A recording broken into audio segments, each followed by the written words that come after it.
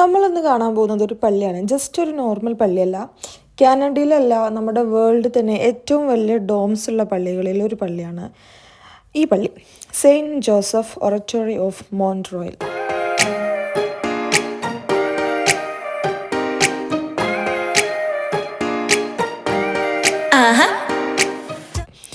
വലിയ പേരുള്ള പോലെ തന്നെ പള്ളിയും അത്യാവശ്യം ഭയങ്കര വലിയ സെറ്റപ്പാണ്.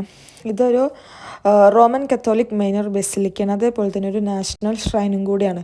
നമ്മൾ മോൺട്രിയലിൽ ഒരുവിധം എല്ലാ സ്ഥലത്തും പറയാൻ പറ്റില്ല, എന്നാൽ പോലും ഒരു മേജർ ഓഫ് ദ റോഡിലൊക്കെ നമ്മൾ പോകുമ്പോൾ നമുക്കിതിൻ്റെ ഈ ഒരു ഡോം കാണാൻ പറ്റും. അപ്പോൾ ഒക്കെ നമ്മൾ വിചാരിക്കും, ഇതിൻ്റെ അല്ല ഇത്രയും സൈസ് ഉണ്ടാവുമോ അത് എടുത്തുനിന്ന് കാണുമ്പോൾ അപ്പോൾ എന്തായിരിക്കും എന്നൊക്കെ വിചാരിക്കുമെങ്കിലും നമുക്കിത് എടുത്തുനിന്ന് കാണുമ്പോൾ തന്നെ എത്രത്തോളം ഹ്യൂജാണ്, എത്രത്തോളം വലിയൊരു സംഭവമാണിത് എന്നുള്ളത് മനസ്സിലാവുക. ഓൾറെഡി അത് നമ്മളുടെ റോട്ടിൽ നിന്നും എനിക്ക് തോന്നുന്നു ഒരു 300 അടിയോ എത്രയ്ക്കോ ടോപ്പിലാണ് ഈ സംഭവം കിടക്കുന്നത്. അതിൻ്റെയും എത്രയോ ടോപ്പിലാണ് അതിൻ്റെ ആ ഒരു ഡോം ഉള്ളത്. നമ്മളിവിടെ ലൊക്കേഷനിലെത്തി വണ്ടിയൊക്കെ പാർക്ക് ചെയ്ത് നമ്മൾ അങ്ങോട്ട് പോകാൻ വേണ്ടിയിട്ട് നിൽക്കണം. ഏകദേശം ഒരു 5:30-6 മണിയാവുന്ന സമയത്തേക്കാണ് നമ്മൾ അങ്ങോട്ട് വരുന്നത്. അത്യാവശ്യം നല്ല റഷൊക്കെ ഉണ്ട്. നമുക്ക് ആക്ച്വലി ഇതിൻ്റെ ഹിസ്റ്ററിയും കാര്യങ്ങളൊന്നും അറിയില്ലായിരുന്നു. പിന്നെ ഞാൻ കുറേ റെഫറൻസും കാര്യങ്ങളൊക്കെ എടുത്തിട്ടാണ് എങ്ങനെയാണ് ഇത്രയും വലിയൊരു സംഭവം, അതിൻ്റെ ബാക്ക് സ്റ്റോറിയൊക്കെ അറിയാൻ നമുക്ക് ഒബ്വിയസ്ലി ഒരു ക്യൂരിയോസിറ്റി ഉണ്ടാകും. അങ്ങനെ ഞാൻ കുറേ സെർച്ച് ചെയ്തിട്ടൊക്കെ അങ്ങനെ കണ്ടുപിടിച്ചതാണ്. അപ്പോൾ നമുക്ക് അതിൻ്റെ ഒരു കുഞ്ഞ് സ്റ്റോറി വരാം. പണ്ട് 1845 ജനിച്ച സെയിൻറ്റ് ആൻഡ്രൂ ബെസറ്റ് അഥവാ ബ്രദർ ആൻഡ്രൂ എന്നറിയപ്പെടുന്ന ഒരാളുണ്ടായിരുന്നു, ഒരു വലിയൊരു മഹാൻ. അദ്ദേഹം മിറാക്കിൾ ഹീലർ അല്ലെങ്കിൽ മിറാക്കിൾ ഓഫ് മോൺട്രിയൽ എന്നൊക്കെയാണ് അറിയപ്പെട്ടിട്ടുണ്ടായിരുന്നത്. അദ്ദേഹത്തിൻ്റെ റെപ്യൂട്ടേഷൻ്റെ ഒക്കെ ഭാഗമായിട്ട് 1904 അദ്ദേഹം മോൺട്രോയിൽ ഒരു ചെറിയൊരു പള്ളി പണിതു. പിന്നെ നെക്സ്റ്റ് ഡീക്കേഡിലാണ് ഇപ്പോൾ ഓൾറെഡി പണിതതിൻ്റെ ഒരു 10 ടൈംസ് ബെറ്ററാക്കി പിന്നീട് പണിതത്. അങ്ങനെ മൊത്തം 6 ഡീക്കേഡ് എടുത്തിട്ടാണ് ഇപ്പോൾ നമ്മൾ ഈ കാണുന്ന സൈസിൽ ഈ പള്ളീൻ്റെ ഫിനിഷിംഗ് വർക്ക് എല്ലാം കംപ്ലീറ്റ് ചെയ്തത്. 1904 ഇതിൻ്റെ വർക്ക് തുടങ്ങി 1967 ഇതിൻ്റെ പണി തീർന്നിട്ടുള്ളത്. അറൗണ്ട് 80 മില്യൺ കനേഡിയൻ ഡോളേഴ്സാണ് ഇതിൻ്റെ മൊത്തം എസ്റ്റിമേറ്റഡ് കോസ്റ്റായിട്ട് വന്നിട്ടുള്ളത്. നമ്മുടെ ഇന്ത്യൻ റുപ്പീസിക്ക് അത് കൺവേർട്ട് ചെയ്യുമ്പോൾ 496,29,12,000 രൂപയോളം വരും. ഒരുപാട് ആർക്കിടെക്ചേഴ്സും അതേപോലെ തന്നെ തൗസൻഡ്സ് ഓഫ് വർക്കേഴ്സും എല്ലാവരും കൂടെ ചേർന്നിട്ടാണ് ഈ ഒരു വർക്ക് കംപ്ലീറ്റ് ചെയ്തിട്ടുള്ളത്. ഇതിന് കനേഡിയൻ ഗ്രാനൈറ്റും അതേപോലെ കോപ്പേഴ്സും അങ്ങനത്തെയൊക്കെയാണ് ഇതിൻ്റെ മെറ്റീരിയൽസായിട്ട് ഉപയോഗിച്ചിട്ടുള്ളത്. ഇതാണ് ഇതിൻ്റെ ഒരു ബേസിക് ആയിട്ടുള്ളൊരു സംഭവം.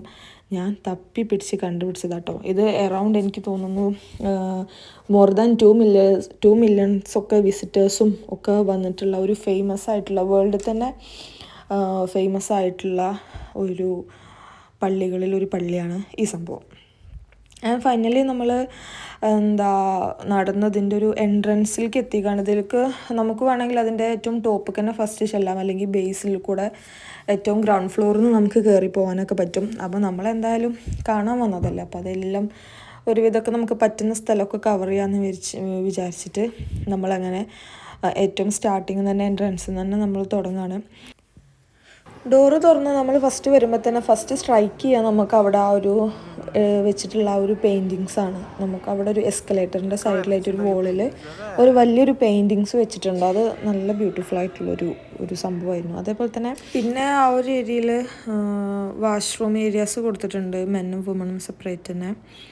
പിന്നീട് ഇത് സത്യം പറഞ്ഞാൽ ആരാന്ന് എനിക്കറിയില്ല, ഞാൻ ഭയങ്കര ഡീപ്പ് റെഫറൻസ് ഒന്നും എടുക്കാത്തതുകൊണ്ട് ഏതൊക്കെയോ ഭയങ്കര അവിടെയുള്ള വലിയ കുറച്ച് ആളുകളാണെന്ന് മാത്രം എനിക്ക് മനസ്സിലായി.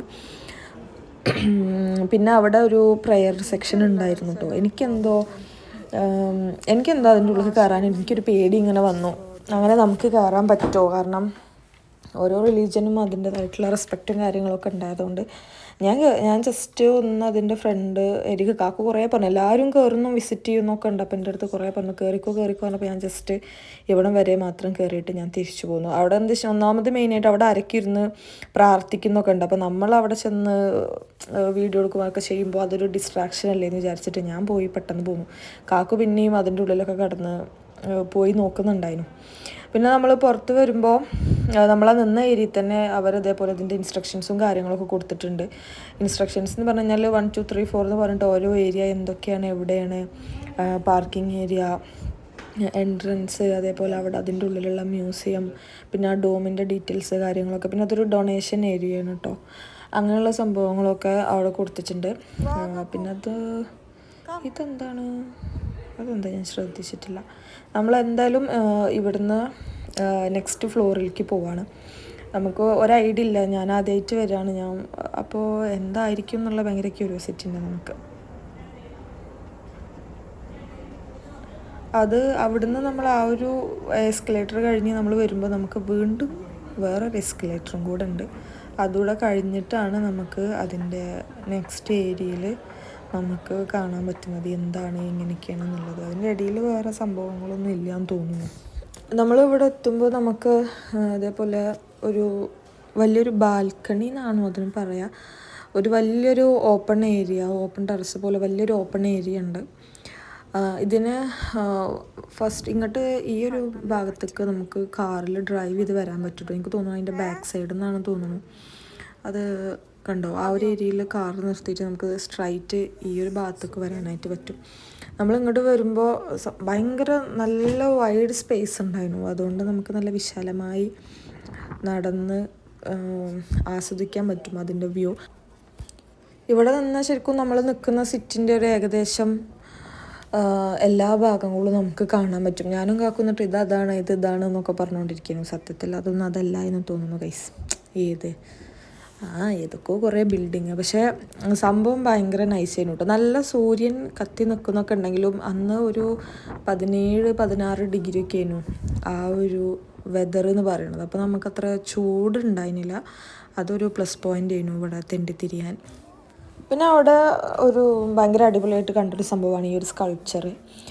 ഏഞ്ചൽ വിങ്സ് വെച്ചിട്ട് ഡിഫറെൻ്റ് ആയിട്ടുള്ള ഏജിലുള്ള 140 ആളുകളെയും ക്യാരി ചെയ്ത് പോകുന്ന ഒരു ബോട്ടിൻ്റെ ഒരു സ്കൾപ്ചറാണ് ഈ സംഭവം.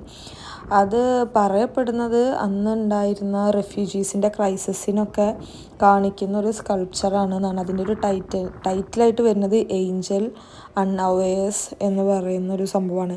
ഇതെന്താണെന്നൊക്കെ എഴുതിക്കാണ്ട് അവിടെ ഒരു ബോർഡിൽ ഇതേപോലെ ഒരു സംഭവം ഇങ്ങനെ എഴുതി വെച്ചിരിക്കണം. അത് ഫ്രഞ്ചിലും ഇംഗ്ലീഷിലും എഴുതി വെച്ചിരിക്കണം. അൺഫോർച്ചുനേറ്റ്ലി അതിൽ കുറേ വേർഡ്സ് മാഞ്ഞു പോയിക്കണം. അപ്പോൾ എനിക്കതൊന്നും ശരിക്കും കാണാൻ പറ്റുന്നില്ല.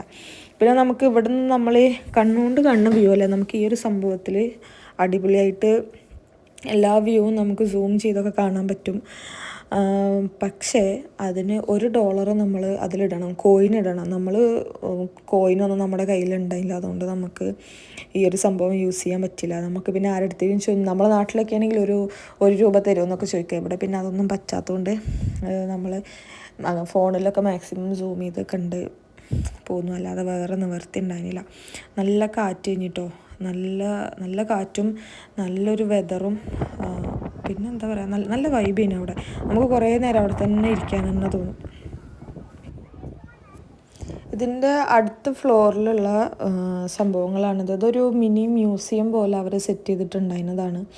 പണ്ടുള്ള ആളുകൾ ഉപയോഗിച്ചിട്ടുള്ള എന്തൊക്കെയോ കുറേ സംഭവങ്ങളും കുറേ കാര്യങ്ങളും, അതിൽ കുറേ സംഭവങ്ങളും അവർ വിൽക്കാൻ വേണ്ടിയിട്ട് പ്രൈസൊക്കെ ഇട്ടിട്ട് അവിടെ വെച്ചിട്ടുണ്ട്.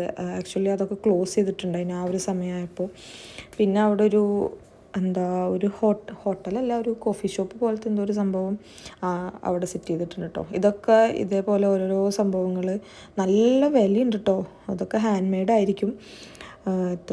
ചിലതിനൊക്കെ $215, ഒക്കത്തിനും $100 ഒക്കെ മേലെ പ്രൈസ് ഉണ്ട്. പക്ഷേ സംഭവം നല്ല ഭംഗിയുണ്ടായിരുന്നു. ഇതാണ് അവിടെ ഒരു കോഫി ഏരിയ പോലെ ഒരു സംഭവം കാണാനുണ്ട്. പിന്നെ ഓരോരോ ഷോപ്പുകളുണ്ട് അവിടെ, റിങ്സും ചെയിൻസും അങ്ങനത്തെ കുറേ സാധനങ്ങളൊക്കെ കാണാനുണ്ട്. നമ്മൾ പിന്നെ അവിടെ നിന്നും പോയി, ഒരുപാട് ഫ്ലോർ ഉണ്ട്, ടോട്ടൽ എത്ര ഫ്ലോർ ഉണ്ടെന്ന് ഞാൻ എണ്ണിയിട്ടില്ല ഗൈസ്. അവിടെ നമ്മൾ അടുത്ത സംഭവത്തേക്ക് പോവാണ്.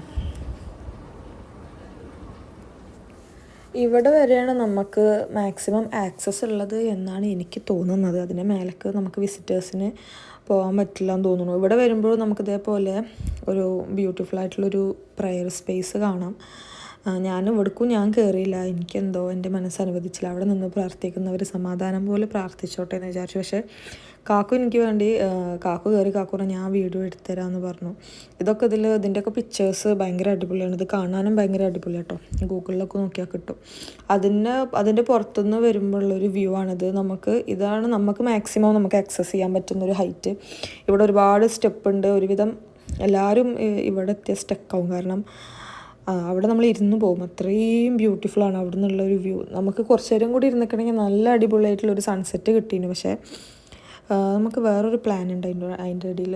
അതുകൊണ്ട് നമ്മൾ വേറൊരു സ്ഥലത്ത് പോയി. അതുകൊണ്ട് നമ്മൾ പിന്നെ അവിടെ നിന്ന് കുറച്ച് നേരം കഴിഞ്ഞപ്പോൾ തന്നെ പോകുന്നു കേട്ടോ. പക്ഷേ മൊത്തത്തിൽ നല്ല ആംബിയൻസ് ആയിരുന്നു. നമ്മൾ പിന്നെ എന്തായാലും ഓൾഡ് ബോട്ട് എന്ന് പറഞ്ഞിട്ടൊരു സ്പേസ് ഉണ്ട്, അവിടെയും കൂടിയും പോകാമെന്ന് വിചാരിച്ചിട്ട് പിന്നെ നമ്മൾ അവിടെ നിന്ന് ഇറങ്ങി കേട്ടോ. വെയിൽ കുറച്ച് കഴിഞ്ഞപ്പോൾ കണ്ണിൽ വല്ലാതെ കുത്തുന്നത് കൊണ്ട് നമുക്ക് അവിടെ ഇരിക്കാൻ പറ്റുന്നുണ്ടായില്ല. പിന്നെ ഈ കപ്പിളിനെ കണ്ടോ, ഞാൻ അവർ ഫോട്ടോ എടുക്കണത് കഷ്ടപ്പാട് കണ്ടപ്പോൾ ഞാൻ അവർക്ക് നല്ല ഫോട്ടോ എടുത്ത് കൊടുത്തു. എന്താ ചെയ്യുക, എനിക്ക് ഭയങ്കര ഒരു നല്ല മനസ്സായത് കൊണ്ട്. നമ്മളങ്ങനെ പരിപാടിയൊക്കെ കഴിഞ്ഞ് തിരിച്ചു പോരാണ്. ആക്ച്വലി നമ്മൾ കയറിപ്പോകുന്നതിനേക്കാട്ടിലും ഭംഗി എനിക്ക് തോന്നുന്നു തിരിച്ചു പോരുമ്പോഴുള്ള വ്യൂ ആണ്.